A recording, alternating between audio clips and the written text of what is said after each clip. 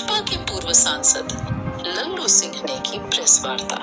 धार्मिक नगरी अयोध्या में चल रहे विकास कार्यों पर विपक्ष द्वारा काम को रोके जाने के आरोपों के मामले को लेकर भाजपा के पूर्व सांसद लल्लू सिंह ने निराधार बताया है। इस दौरान उन्होंने भाजपा पार्टी कार्यालय पर प्रेस कॉन्फ्रेंस करके विकास कार्यों की जानकारी साझा की। उन्होंने बताया कि प्रधानमंत्री नरेंद्र मोदी के नेतृत्व व मार्गदर्शन में अयोध्या को देश के विकसित शहरों में एक बनाने परिकल्पना को साकार स्वरूप दिया गया है। 2014 में सांसद बनने के बाद अयोध्या को उसके वृहद स्वरूप में लाने के संकल्पों को लेकर रणनीति तैयार की गई। अयोध्या के स्वरूप को लोग जानते थे, लेकिन उसकी सांस्कृतिक सीमा 84 कोसी के बारे में श्रद्धालु व लोग परिचित नहीं थे, जिसको लेकर दिल्ली में 2019 में अयोध्या पर्व के माध्यम से वैश्विक स्तर पर इसको प्रसारित किया गया, जिसका परिणाम आज अयोध्या के सर्वांगीण विकास के रूप में जनता के सामने आया। V0 ओम लल्लू सिंह ने बताया कि विपक्ष ने कभी सकारात्मक राजनीति नहीं की, केवल गुमराह। विपक्ष ने जो आरोप लगाया है कि अयोध्या में विकास के काम रुक गए, उनका आरोप निराधार है। विपक्ष अयोध्या के विकास का काम तेजी के साथ चल रहा है। 2014 में जब हमको सांसद होने का सौभाग्य प्राप्त हुआ और मोदी जी इस देश के प्रधानमंत्री बने, हम लोगों के मन में यह विश्वास जाग गया कि अयोध्या में भगवान राम का भव्य मंदिर बनेगा।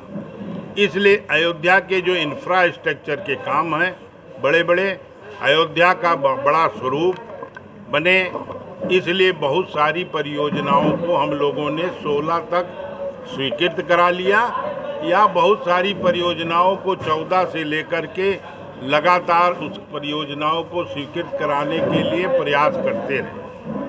जैसे रेलवे लाइन का दोहरीकरण, अयोध्या रेलवे स्टेशन, माल गोदाम का अयोध्या कैंट से सलारपुर स्थानांतरण, कोल डिपो का अयोध्या से बिल्लहर घाट स्थानांतरण, 133 करोड़ रुपया भारत सरकार से पर्यटन मंत्रालय से स्वीकृत, और अयोध्या से जगदीशपुर की 4 लेन, अयोध्या से सुल्तानपुर को राष्ट्रीय महामार्ग के लिए का निर्माण, मेडिकल कॉलेज का निर्माण, और प्रयागराज से अयोध्या से मनकापुर और बनारस से लेकर लखनऊ तक, बाराबंकी तक जो है विद्युतीकरण, बहुत सारे काम अयोध्या से लेकर के और रामेश्वरम तक की उत्तर रेलवे की सबसे बड़ी ट्रेन को चलाने का काम, यह सारे कामों को हम लोगों ने मिलकर के स्वीकृत कराने का काम, क्योंकि मन में एक भरोसा था कि भगवान राम का जब भव्य मंदिर बने, उसके पूर्ण होने, उस मंदिर के शुरू होने से पहले पूरे देश से आने जाने वाले श्रद्धालुओं को आवागमन की सुविधा मिल सके और अयोध्या नगर को सुंदर बनाया जा सके। यह सब माननीय प्रधानमंत्री जी के नेतृत्व में शुरू हुआ। उत्तर प्रदेश में 2017 में पूज्य योगी आदित्यनाथ जी की सरकार बनी। 133 करोड़ रुपया जो भारत सरकार से स्वीकृत हुआ था, उसका शिलान्यास हुआ।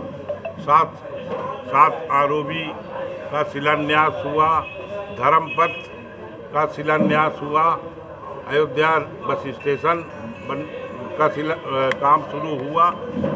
जो भी विकास के काम है, 14 कोसी, पंचकोसी परिक्रमा, 84 कोसी परिक्रमा, अयोध्या का बाईपास, रिंग रोड जिसको बोलते हैं, उसका हुआ, राम जानकी मार्ग, बहुत सारे काम अयोध्या एक सुंदर स्वरूप बनाने के लिए भारत सरकार ने और प्रदेश सरकार ने मिलकर के स्वीकृत किया। और अयोध्या में सारे मठ मंदिरों को एक सुंदर स्वरूप देने के लिए भी उत्तर प्रदेश सरकार पर्यटन मंत्रालय ने पैसा दिया, और जो शेष हैं मंदिर, उनकी भी सूची बनकर गई है, भविष्य में उन पर भी पैसा आने वाला। तो यह विपक्ष का आरोप निराधार है कि अयोध्या में विकास के काम रुक गए।